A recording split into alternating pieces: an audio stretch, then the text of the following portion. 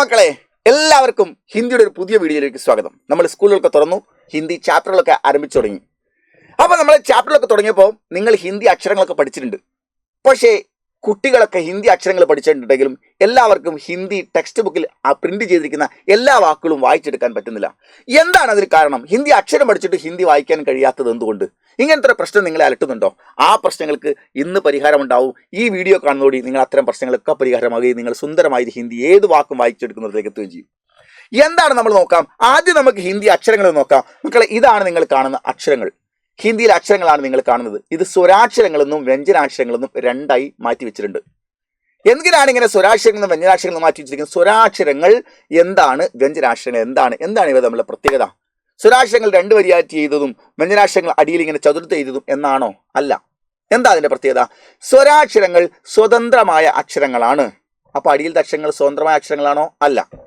സ്വരാക്ഷരങ്ങൾ മറ്റൊരക്ഷരങ്ങളെ കലർപ്പില്ലാത്തവയാണ്. അപ്പൊ അടിയിലത്തെ അക്ഷരങ്ങൾക്ക് മറ്റൊരക്ഷരങ്ങളെ കലർപ്പുണ്ടോ? ഉണ്ടാവും.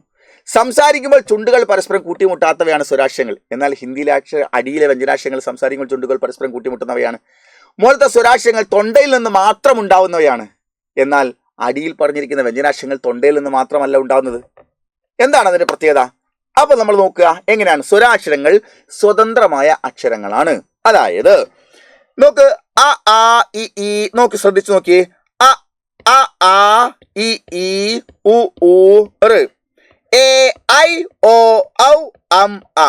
നമ്മുടെ മലയാളത്തില് എ എ ഐ ഉണ്ട് അല്ലേ? എങ്ങനെയാണ് മലയാളത്തിൽ? നമ്മൾ നോക്ക്, എ എ ഐ എന്ന് പറയുന്ന അക്ഷരമുണ്ട്. അതായത് ഇങ്ങനെ എ എന്ന് പറയുന്ന അക്ഷരമുണ്ട്. പിന്നെ ഓ ഓ ഔ എന്ന് പറയുന്ന അക്ഷരമുണ്ട്. അതായത് ഈ അക്ഷരമുണ്ട്. ഹിന്ദിയിൽ ഈ വട്ടമിട്ട രണ്ട് അക്ഷരങ്ങളും ഇല്ല. അപ്പൊ നമ്മൾ ഹിന്ദിയിൽ നിന്ന് നേരിട്ട് എ കഴിഞ്ഞാൽ ഒറ്റ പോക്കാണ് ഐയിലേക്ക്, ഇല്ലേ? പിന്നെ നമ്മൾ ഓ കഴിഞ്ഞാൽ ഒരൊറ്റ പോക്കാണ് ഔയിലേക്ക്. അങ്ങനെയാണ് ഹിന്ദിയിൽ വരുന്നത്. അപ്പൊ നോക്ക്, ഹിന്ദിയിൽ ഇങ്ങനെയാണ് വരുന്നത്. ആ ആ ഇ ഈ ഉ ഊ ഋ എ ഐ ഓ ഔ. ഇങ്ങനെയാണ് 11 അക്ഷരങ്ങളാണുള്ളത്. എന്നാൽ അവിടെ 13 എഴുതി കാണുന്നുണ്ട്. ഈ രണ്ടെണ്ണം എണ്ണുന്നില്ല. 11 സ്വരാക്ഷരങ്ങളെ പറയുന്നുള്ളൂ. ഇവിടം വരെയാണ് 11 സ്വരാക്ഷരങ്ങൾ. ഇതെന്താണ്? അനുസ്വാരം വിസർഗം എന്നാണ് പറയുന്നത്. അനുസ്വാരം വിസർഗം, അതായത് ആദ്യത്തെ ആയുടെ മുകളിൽ ഒരു കുത്തിട്ടാൽ അനുസ്വാരമായി. ഓക്കെ. പിന്നെ നമ്മൾ ഇവിടെ ഇങ്ങനെ കുത്തിട്ടാൽ വിസർഗമായി. സംസ്കൃതത്തിലെ ചില വാക്കുകൾ ഉപയോഗിക്കാൻ വേണ്ടി ഇങ്ങനെ ഉണ്ട്. ഓക്കെ. ഏതൊരു അക്ഷരത്തിന്റെ മുകളിൽ കുത്തിട്ടാൽ അത് ആ അക്ഷരത്തിന്റെ അനുസ്വാരവുമായി. അപ്പൊ അങ്ങനെ വരക്കാൻ വേണ്ടി നമ്മൾ ഉപയോഗിക്കുന്നു. അപ്പൊ സ്വരാക്ഷരങ്ങൾ സ്വതന്ത്ര അക്ഷരങ്ങളാണ് അല്ലെ? സ്വതന്ത്രാക്ഷരങ്ങൾ എന്ന് പറയാൻ കാരണം എന്താ? നോക്കൂ, അതായത് ആ എന്ന് പറയുമ്പോൾ അതിൽ മറ്റൊരക്ഷരവുമില്ല. എന്നാൽ നിങ്ങൾ ക എന്ന് പറയുമ്പോൾ അതിൽ ആരുണ്ട്? ആ ഉണ്ട്. നിങ്ങൾ ത എന്ന് പറയുമ്പോൾ ആരുണ്ട്? ആ ഉണ്ട്. ഇനി നമ്മൾ താഴെ വള്ളിയിട്ട് തീ എന്നാക്കുമ്പോൾ ആരുണ്ട്? ഈ ഉണ്ട്. ഓക്കെ. എന്നാൽ മുകളിലത്തെ ഏത് അക്ഷരം പറഞ്ഞാലും ആ എന്ന് പറഞ്ഞാൽ അടിയിലത്തെ ക ഇല്ല. എന്നാൽ ക എന്ന് പറഞ്ഞാൽ മുകളിലത്തെ എന്തുണ്ട്? ആ ഉണ്ട്. അപ്പോ സ്വരാക്ഷരങ്ങൾ സ്വതന്ത്ര അക്ഷരങ്ങളാണ്. ഓക്കെ. മറ്റക്ഷരങ്ങളെ കലർപ്പില്ലാത്തവയാണ്. പിന്നെയോ സംസാരിക്കുമ്പോൾ ചുണ്ടുകൾ പരസ്പരം കൂട്ടിമുട്ടില്ല. നോക്കിയേ, അ ആ ഇ ഈ ഉ ഊ ഋ എ ഐ ഓ ഔ. അം ആ എന്നുള്ള അനുസ്വാരം വിസർഗമാണെന്ന് ഞാൻ പറഞ്ഞു. ഓക്കെ. സംസാരിക്കുമ്പോൾ ചുണ്ടുകൾ പരസ്പരം കൂട്ടിമുട്ടില്ല. എന്നാൽ അടിയിലത്തെ വ്യഞ്ജനാക്ഷരങ്ങൾ നമ്മൾ എടുത്തു നോക്കുക. പാപ്പ ബമ്പമ്മ ചുണ്ടിലാണ് സംസാരിക്കാൻ പറ്റുമോ? ഇല്ല. അപ്പൊ സ്വരാക്ഷരങ്ങൾ സ്വതന്ത്രാക്ഷരങ്ങളാണ്. മറ്റക്ഷരങ്ങളെ കലർപ്പില്ലാത്തവയാണ്. സംസാരിക്കുമ്പോൾ ചുണ്ടുകൾ പരസ്പരം കൂട്ടിമുട്ടാത്തവയാണ്. പിന്നെയാണ് പ്രത്യേകത, തൊണ്ടയിൽ നിന്ന് മാത്രമാണ് ഇത് ഉണ്ടാവുക. അപ്പൊ നിങ്ങൾ ചോദിക്കുക, അല്ല സാർ, എല്ലാ അക്ഷരങ്ങളും തൊണ്ടയിൽ നിന്നല്ലേ ഉണ്ടാവുന്നത്? അല്ല. നോക്ക്, സ്വരാക്ഷരങ്ങൾ തൊണ്ടയിൽ നിന്നാണ് ഉത്ഭവിക്കുന്നത്. നോക്ക്, അതായത് ഞാൻ ഈ അക്ഷരങ്ങളെ മൂക്ക് പിടിച്ചിട്ട് മൂക്ക് പിടിക്കാണ്ടും പറയാം. എന്തെങ്കിലും മാറ്റം ഉണ്ടോ നോക്കിയോ? നോക്കേ, അ ആ ഇ ഈ ഉ ഊ ഋ എ ഐ ഓ ഔ. ഓക്കെ. ഇനി ഞാൻ മൂക്ക് പിടിച്ച് പറയാൻ പോവുക. അ ആ ഇ ഈ ഉ ഊ ഋ എ ഐ ഓ ഔ. അം ആ എന്നുള്ളത് ചേർക്കണ്ട, ഔ വരെ. എന്തെങ്കിലും മാറ്റമുണ്ടോ? ഇല്ല. അങ്ങനെ വരുമ്പോൾ ഇത് തൊണ്ടയിൽ നിന്ന് മാത്രമാണ് ഉത്ഭവിക്കുന്നത്. എന്നാൽ നമ്മൾ പഠിക്കാൻ പോകുന്ന വ്യഞ്ജനാക്ഷരങ്ങൾ നോക്ക്. ഇത് നമ്മൾ മൂക്ക് പിടിച്ചു മൂക്ക് പിടിക്കാണ്ടും പറയാ. കാക്ക ഗംഗങ്ങ ചാച്ച ജഞ്ചഞ്ഞ ടാറ്റ ഡണ്ടണ്ണ താത്ത ദന്തന്ന പാഫ ബമ്പമ്മ യാരാലാവാശാഷ ക്ഷാത്രജ്ഞ ഒക്കെ ഉണ്ട്. ഇത് നമ്മൾ മൂക്ക് പിടിച്ചിട്ടാണ് ഇനി എന്ന് പറയാൻ പോകുന്നത്. കാക്ക ഗംഗങ്ങ ചാച്ച ജഞ്ചഞ്ഞ ടാറ്റ ഡണ്ടണ്ണ താത്ത ദന്തന്ന പാഫ ബമ്പമ്മ യാരാലാവാശാഷ. വ്യത്യാസം നോക്ക്. അതായത് വ്യഞ്ജനാക്ഷരങ്ങളൊക്കെ സംസാരിക്കുമ്പോൾ അവസാനം കുറച്ച് എയർ മൂക്കിലൂടെയും പോകുന്നുണ്ട്. അപ്പോൾ മാത്രമേ അതിൻ്റെ ഉച്ചാരണം കൃത്യമാവുകയുള്ളൂ. അപ്പം മൂക്കും കൂടെ സഹായിക്കുന്നുണ്ട് അടിയിലത്തെ അക്ഷരങ്ങൾക്ക്. ഓക്കെ, നാസികാക്ഷരങ്ങൾ എന്ന് പറയും. മുകളിലത്തെ അക്ഷരങ്ങൾ സ്വതന്ത്രമായി തൊണ്ടയിൽ നിന്ന് മാത്രം ഉള്ളതാണ്. ഇതാണ് സ്വരാക്ഷരം വ്യഞ്ജനാക്ഷരം തമ്മിലുള്ള ബേസിക് ആയ വ്യത്യാസം. ഓക്കെ, അപ്പൊ നമുക്ക് വ്യഞ്ജനാക്ഷരങ്ങൾ ഏതൊക്കെയാണ്? ക, ഖ, ഗ, ഘ, ങ, ച, ഛ, ജ, ഝ, ഞ, ട, ഠ, ഡ, ഢ, ണ, ത, ഥ, ദ, ധ, ന, പിന്നെയോ പ, ഫ, ബ, ഭ, മ, യ, ര, ല, വ, ശ, ഷ, സ, ഹ. ഓക്കെ, പിന്നീട് നമ്മൾ ഇതിൻ്റെ അകത്ത് തന്നെയുള്ള അക്ഷരങ്ങളെ കൂട്ടിച്ചേർത്തുണ്ടാക്കിയാണ് കായും ഷായും ചേർത്തൊരു ക്ഷ, തായും റായും ചേർത്തൊരു ത്ര, ജായും ജ്ഞായും ചേർത്ത് ജ്ഞ, ഷായും റായും ചേർത്ത് ഷ. അത് കൂട്ടക്ഷരമാണ്. അതായത് ഇതിൻ്റെ അകത്ത് തന്നെയുള്ള അക്ഷരങ്ങളെ രണ്ടെണ്ണം അടുത്തടുത്ത് വീതേണ്ടിരാണെങ്കിൽ സംയുക്തമായി ഉണ്ടാക്കിയ അക്ഷരമാണിത്. അപ്പോൾ സ്വരാക്ഷരങ്ങൾ 11 എണ്ണവും വ്യഞ്ജനാക്ഷരങ്ങൾ 33 എണ്ണമാണുള്ളത്. 4 കൂട്ടക്ഷരങ്ങൾ വേറെയുമുണ്ട്. ഓക്കെ, അതിനെ നമ്മൾ എണ്ണാൻ പാടില്ല, കാരണം ഓരോന്നായിട്ട് എണ്ണിപ്പോയതുകൊണ്ട്. ഇതാണ് സ്വരാക്ഷരവും വ്യഞ്ജനാക്ഷരങ്ങളും. പക്ഷേ ഇത്രയും അക്ഷരങ്ങൾ പഠിക്കുമ്പോൾ നമുക്കൊരു പ്രത്യേകത ഉണ്ട്. ഹിന്ദി ഭാഷയിലെ എല്ലാ അക്ഷരങ്ങൾക്ക് മുകളിൽ മക്കളെ വരയുണ്ട്. ഹിന്ദി ഭാഷയിലെ എല്ലാ അക്ഷരങ്ങൾക്ക് മുകളിൽ എന്തുണ്ട്? വരയിടണം. എന്നാൽ നിങ്ങൾ നോക്ക്, ത, ദ, ഭ എന്നീ 3 അക്ഷരങ്ങൾക്ക് മുകളിലൂടെ ഒരു കാരണവശാലും പൂർണ്ണമായി സ്കെയിൽ വെച്ച പോലെ വരയിടാൻ പാടുള്ളതല്ല. അങ്ങനെ ഇട്ട് കഴിഞ്ഞാൽ അർത്ഥം മാറും. കാരണം ഇത് ദ്രഥം എന്ന ധായാണ്. ഇതിന് മുകളിൽ നോക്ക്, വരാൽപ്പം വിട്ടിട്ടാണ്. അത് കൂട്ടി വരച്ചാൽ ഇങ്ങനെയായി പോവും. ഇത് യ എന്നാണ് വായിക്കുക. സമാനമായ കൂട്ടി വരച്ച മറ്റൊരു അക്ഷരമുണ്ട്. ഇത് നോക്ക്, ധ എന്നാണ്. മുകളിൽ കൂട്ടി വരച്ചിട്ടില്ല, ചുണ്ട് വളച്ചിട്ടുണ്ട്. ഇവിടെയാണെങ്കിൽ നോക്ക്, കൂട്ടി വരച്ചിട്ടുണ്ട്, അത് ഘയാണ്. ഇത് ഭായാണ്, കൂട്ടി വരച്ചിട്ടില്ല. ഇത് മായാണ്, കൂട്ടി വരച്ചിട്ടുണ്ട്. അപ്പൊ ഹിന്ദിയിൽ അക്ഷരം കണ്ടുപിടിച്ച സമയത്ത് അവർക്ക് ഈ അക്ഷരങ്ങൾ അല്ലാണ്ട് സാമ്യമുള്ള അക്ഷരങ്ങളായി പോയി. അപ്പൊ അവരൊരു കാര്യം തീരുമാനിച്ചു, ഇതിന് പകരം വേറെ ഈ അക്ഷരങ്ങൾക്ക് സാമ്യത ഇല്ലാതെ വേറെ അക്ഷരം കണ്ടുപിടിച്ചാൽ പ്രശ്നം ഉണ്ടാവില്ലായിരുന്നു. പക്ഷെ അപ്പോൾ അവർ കാര്യം തീരുമാനിച്ചു, ചുണ്ട് വളയ്ക്കുക, വിട്ട് വരയ്ക്കുക, ചുണ്ട് വളയ്ക്കുക, വിട്ട് വരയ്ക്കുക, ചുണ്ട് വളയ്ക്കുക, വിട്ട് വരയ്ക്കുക. ഇത് വളയ്ക്കേണ്ട, കുട്ടി വരയ്ക്കുക, വളയ്ക്കേണ്ട, കുട്ടി വരയ്ക്കുക, വളയ്ക്കേണ്ട, കുട്ടി വരയ്ക്കുക. അങ്ങനെ അപ്പോൾ ഹിന്ദി ഭാഷയിലെ എല്ലാ അക്ഷരങ്ങൾക്ക് മുകളിൽ വരയുണ്ട്. എന്നാൽ ധ, ധ, ഭ എന്നീ 3 അക്ഷരങ്ങൾക്ക് മുകളിലൂടെ പൂർണ്ണമായും ഒരു കാരണവശാലും വരയിടാൻ പാടില്ല. ഇട്ട് കഴിഞ്ഞാൽ അത് നേരെ മുൻപിൽ കാണുന്ന അക്ഷരമായി മാറും. ഇതാണ് മക്കളെ ഹിന്ദി ഭാഷയിലെ സ്വരാക്ഷരവും വ്യഞ്ജനാക്ഷരവും തമ്മിലുള്ള വ്യത്യാസം. അപ്പോൾ നമുക്കൊരു പ്രശ്നമുണ്ട്. സ്വരാക്ഷരവും വ്യഞ്ജനാക്ഷരവും ഇതാണ് നിങ്ങൾ കണ്ടു. ഇതാണ് സ്വരാക്ഷരവും വ്യഞ്ജനാക്ഷരങ്ങളും. പക്ഷേ ഈ സ്വരാക്ഷരവും വ്യഞ്ജനാക്ഷരമൊക്കെ നിങ്ങൾ പഠിച്ചു കഴിഞ്ഞാൽ നിങ്ങൾക്ക് ഹിന്ദി ടെക്സ്റ്റ് ബുക്കിൽ എഴുതിയിരിക്കുന്ന എല്ലാ വാക്കുകളും വായിച്ചെടുക്കാൻ പറ്റുന്നില്ല. അതാണ് നമ്മൾ ഇന്ന് ചർച്ച ചെയ്യാൻ പോകുന്നത്. എന്താ കാരണം? ഹിന്ദി വായിക്കേണ്ടത് എങ്ങനെയാണ് ആദ്യം നോക്ക്. ഞാൻ പറയും നോക്ക്, ഹിന്ദിയിൽ നോക്ക്, ഈ അക്ഷരം എന്താ മക്കളെ വായിക്കുന്നത്? ഇത് ക എന്നാണ് ഈ അക്ഷരം വായിക്കുന്നത്. ഈ അക്ഷരം എന്താണ് വായിക്കുന്നത്? ല എന്നാണ് അക്ഷരം. ഈ അക്ഷരം എന്താണ്? മ എന്നാണ്. അങ്ങനെയാണ് ഇതെന്താ വായിക്കുക? കലമ എന്നാണോ? അല്ല. ഇത് നമ്മൾ വായിക്കേണ്ടത് ഹിന്ദി ഭാഷയിൽ പ്രത്യേകത ഉണ്ട്. ഒരു വാക്ക് വായിക്കുന്ന സമയത്ത് അക്ഷരത്തെ എങ്ങനെയാണോ അതുപോലെ നിങ്ങൾ വിളിച്ചു പറഞ്ഞോളൂ. പക്ഷേ അവസാനത്തെ അക്ഷരം എത്തുമ്പോൾ, ഒരു വാക്കിൽ അവസാനത്തെ അക്ഷരം എത്തുമ്പോൾ, അവിടെ എത്തുമ്പോൾ ആ അക്ഷരത്തെ പകുതിയെ പറയാവൂ. അങ്ങനെയാണെങ്കിൽ ക ഫുള്ള് പറയാ, ല ഫുള്ള് പറയാ, മ പകുതിയെ പറയോ. അപ്പൊ എങ്ങനെ വായിക്കും? ക ല അപ്പൊ എന്ത് വായിക്കും? കലം. കാല കലം എന്നാണ് വായിക്കുക. ഓക്കെ, ഈ അക്ഷരം കൊണ്ട് തന്നെ വേറൊരു വാക്ക് ഉണ്ടാക്കുക. ഇതെങ്ങനെ നമ്മൾ വായിക്കുക? ക മ ല എന്ന് എഴുതി. ഇത് കമല എന്ന് വായിക്കോ? ഇല്ല. ഇത് നമ്മൾ എന്താ വായിക്കുക? എന്നാ ക ല എന്ന് വായിക്കോ? ഇല്ല. ഇത് തെറ്റാണ്. എങ്ങനെയാ വായിക്കേണ്ടത്? അവസാനത്തെ അക്ഷരത്തെ പകുതിയെ പറയാൻ പാടുള്ളൂ. അപ്പൊ ക മ ല എന്ന് എഴുതിയാൽ ക മ ലായുടെ പകുതി. അപ്പൊ എന്താവും? കമൽ എന്നാണ് വായിക്കുന്നത്. അപ്പൊ ഹിന്ദി ഭാഷയിൽ വാക്ക് വായിക്കുന്ന സമയത്ത് ഏത് വാക്കിൽ ഏത് അക്ഷരം അവസാനം വരുന്നുവോ ആ അക്ഷരത്തെ പൂർണ്ണമായി അവിടെ എത്തുമ്പോൾ പറയരുത് എന്ന് മാത്രമേ ഉള്ളൂ. അപ്പൊ അക്ഷരം എങ്ങനെയാണോ നിങ്ങൾ എഴുതി പഠിച്ചത് അതിനെയാണ് ആ അക്ഷരത്തെ അതുപോലെയാണ് വിളിച്ചു പറയുന്നത്. അപ്പൊ നമ്മൾ ഇംഗ്ലീഷിൽ ഇങ്ങനെ പറ്റുമോ? നമ്മൾ നോക്ക് മക്കളെ, ഇംഗ്ലീഷിൽ നമ്മെങ്ങനെയോ WORK, ഇതാരെങ്കിലും WORK എന്ന് വായിക്കാറുണ്ടോ? വർക്ക് എന്ന് വായിക്കണം. എന്നാൽ ആദ്യത്തെ അക്ഷരം വ് എന്നാണോ? അല്ല, അത് W എന്ന് പറയണ്ടേ. എന്നാൽ അതിന്റെ പ്രൊനൗൺസിയേഷൻ W എന്ന അക്ഷരത്തിന്റെ പ്രൊനൗൺസിയേഷൻ വ് എന്നായി വരുന്നു. നമ്മൾ PUT എന്ന് പറഞ്ഞാൽ പുട്ട് അല്ലേ? എന്നാൽ CUT എന്നാരെങ്കിലും എന്താണ് കുട്ട് എന്ന് പറയാറുണ്ടോ? ഇല്ല. അപ്പൊ നമ്മൾ നോക്ക്, ഇംഗ്ലീഷിൽ ഒരു പ്രത്യേകത എന്താന്ന് വെച്ചാൽ ഓരോ അക്ഷരത്തിന്റെയും ഒരു വിളിപ്പേരും മറ്റൊരു പ്രൊനൗൺസിയേഷനും ഉണ്ട് അല്ലേ? അപ്പൊ നിങ്ങൾ ആലോചിച്ച് നോക്ക്. എന്നാൽ ഹിന്ദി നമ്മൾ എന്താണോ അക്ഷരം, ആ അക്ഷരത്തിന് എന്താണോ വിളിപ്പേര് അത് തന്നെയാണ് അതിന്റെ പ്രൊനൗൺസിയേഷൻ. അപ്പൊ ഹിന്ദി അക്ഷരം പഠിച്ചാൽ നമുക്ക് എന്താക്കാൻ പറ്റും? ഹിന്ദി വായിക്കാൻ പറ്റും. പക്ഷെ ഒരു പ്രശ്നം, ഇംഗ്ലീഷ് നമ്മൾ പിന്നും വായിക്കുന്നു അല്ലേ? പക്ഷേ ഹിന്ദി വായിച്ചെടുക്കാൻ പറ്റുന്നില്ല. എന്താ കാരണം? ഹിന്ദിയിൽ ഒരാൾ ഇങ്ങനെയുള്ള കാ ലാ മാ എന്ന് എഴുതിയാൽ കാ ലാ കലം എന്ന് വായിക്കാൻ പഠിച്ചു. പക്ഷേ അതേ കുട്ടി അക്ഷരവും കാണാതെ പഠിച്ചു, ഏത് അക്ഷരവും അവൻ കാണാതെ പഠിച്ചു. പക്ഷേ അവനെ സംബന്ധിച്ചോളം ഇങ്ങനെ എഴുതി കൊടുത്തു, ഇത് വായിക്കാൻ പറഞ്ഞാൽ അവൻ പറയും കാ കാ യാ എന്നാണ്, പിന്നെ 2 കോലും ഒരു വള്ളിയുണ്ട്, അതെന്താ എനിക്കൊരു പിടുത്തം കിട്ടുന്നില്ല. ഇവിടെയാണ് അവന്റെ പ്രശ്നം.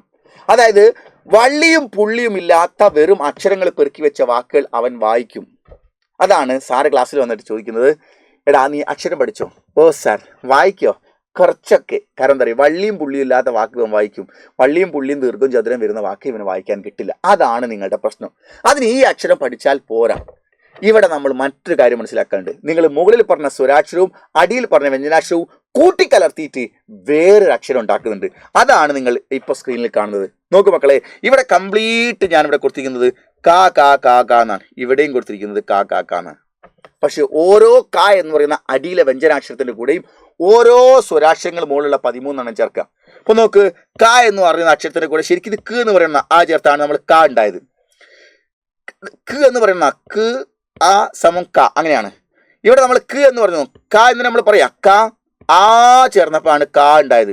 കാന്റെ കൂടെ ഈ ചേർന്നപ്പോൾ കീ ഉണ്ടായി, കാന്റെ കൂടെ ഈ ചേർന്നപ്പോൾ കീ ഉണ്ടായി, കാന്റെ കൂടെ ഊ ചേർന്നപ്പോൾ കൂ ഉണ്ടായി, കാന്റെ കൂടെ ഊ ചേർന്നപ്പോൾ കൂ ഉണ്ടായി, കാന്റെ കൂടെ ഇറ് ചേർന്നപ്പോൾ കൃ ഉണ്ടായി, കായുടെ കൂടെ എ ചേർന്നപ്പോൾ കെ ഉണ്ടായി, കായുടെ കൂടെ ഐ ചേർന്നപ്പോൾ കൈ ഉണ്ടായി, കായുടെ കൂടെ ഓ ചേർന്നപ്പോൾ കോ ഉണ്ടായി, കായുടെ കൂടെ ഔ ചേർന്നപ്പോൾ കൗ ഉണ്ടായി, കായുടെ കൂടെ അം ചേർന്നപ്പോൾ കം ഉണ്ടായി, കായുടെ കൂടെ അഹ ചേർന്നപ്പോൾ കഹ ഉണ്ടായി. എന്ന് പറഞ്ഞാൽ നോക്കൂടെ മക്കള്, അ ആ ഇ ഈ ഉ ഊ ഋ എ ഐ ഓ ഔ അം ആ എന്നതിനെ ഓരോന്നിനെയും കായുടെ കൂടെ നമ്മൾ ഏഡ് ചെയ്തു. അപ്പോൾ കിട്ടിയ രൂപമാണ് ക കാ കി കി കുക്കു കൃ കെ കൈ കോ കൗ കം ക.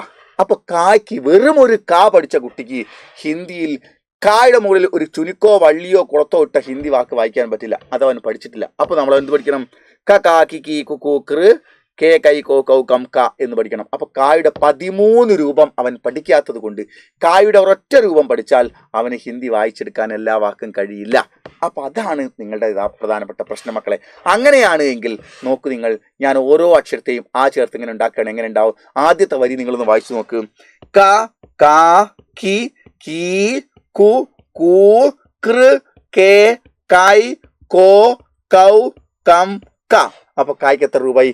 13 രൂപയായി. ഇനി സെക്കൻഡ് ലെറ്റർ ക ഖ ഗ ഗംഗാലെ സെക്കൻഡ് ലൈറ്റ് വരുന്ന ഖയാണ്. അപ്പൊ ഗ മുകളിൽ എങ്ങനെയാണോ ചിഹ്നം കൊടുത്തത് അത് നോക്കി താഴെ നോക്കുക.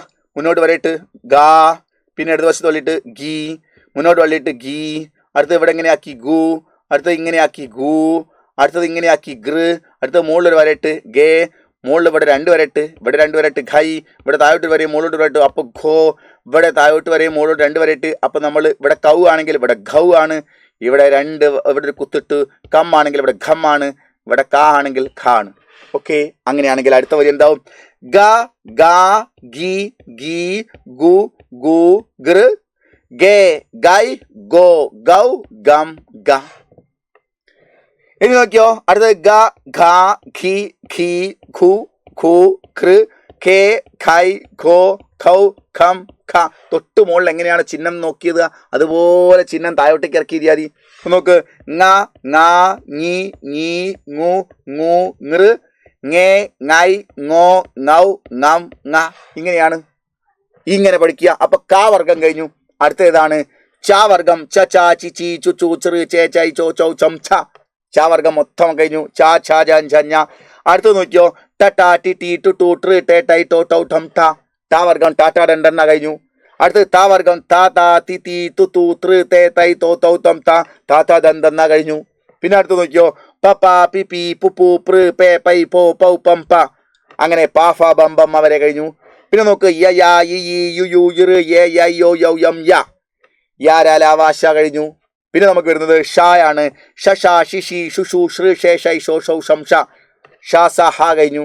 പിന്നെ ക്ഷയാണ്, കൂട്ടക്ഷരങ്ങളിൽ കടന്നു. ഛ ഛ ചി ചി ചു ചു ശ്രീ ഛേ ചൈ ചോ ചൗ ഷം ഛ.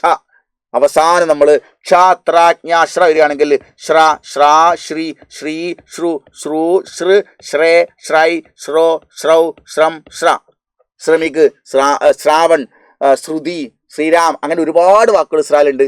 ഇങ്ങനെയാണ് മക്കളെ അക്ഷരങ്ങൾ. അപ്പൊ നിങ്ങൾ ആലോചിച്ച് നോക്ക്, നിങ്ങൾ പഠിച്ചത് 11 സ്വരാക്ഷരവും 33 വ്യഞ്ജനാക്ഷരമാണെങ്കിൽ വള്ളിയും പുള്ളിയും ഇല്ലാത്ത കുറഞ്ഞ ഏതാനും വാക്കുകളെ വായിക്കാൻ പറ്റൂ.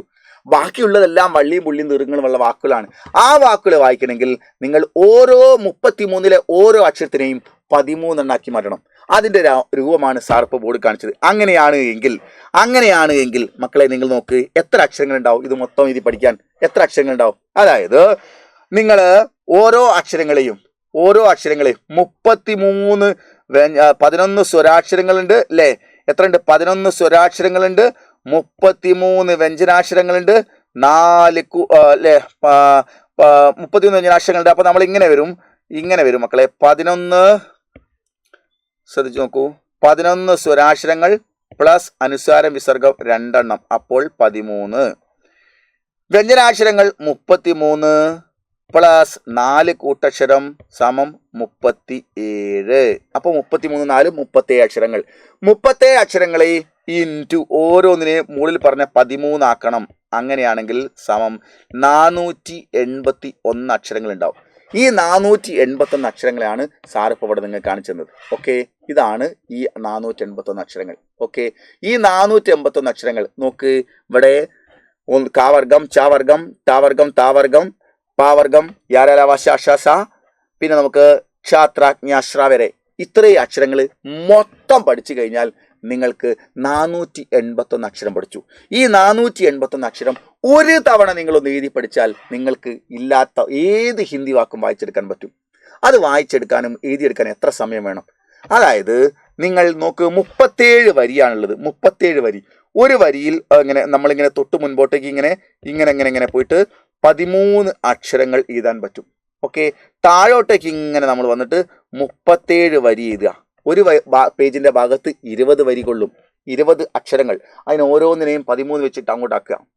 നെക്സ്റ്റ് പേജിൽ ഒരു 17 വരി, അതിനെ ഓരോന്നിനെയും 13 എണ്ണം വെച്ചാക്കുക. അങ്ങനെ ആക്കുമ്പോൾ നിങ്ങൾക്ക് മൊത്തം 481 അക്ഷരം കിട്ടും. ഇത്രയും എഴുതാൻ വേണ്ടി ഒരൊറ്റ A4 ഷീറ്റ് പേപ്പർ മതി. ഒരൊറ്റ A4 ഷീറ്റ് പേപ്പർ ഉണ്ടെങ്കിൽ ഒരു 15 മിനിറ്റ്, പരമാവധി 20 മിനിറ്റ് മതി ഒരു പേപ്പറിന്റെ 2 പുറം എഴുതാൻ. ആദ്യം നിങ്ങൾ കാക്കി കീക്കോ കൂക്രി കൈ കോക്കം ക എന്ന് എഴുതുക, അത് ചൊല്ലി പഠിക്കുക. അതുപോലെ അടുത്ത അക്ഷരങ്ങൾ ചിഹ്നം നോക്കി തൊട്ട് മുകളിൽ കൊടുത്ത ചിഹ്നം എങ്ങനെയാണ് അതുപോലെ നോക്കിയിട്ട് താഴെ വരെ എഴുതുക. ഒരു A4 ഷീറ്റ് പേപ്പർ എടുക്കുക.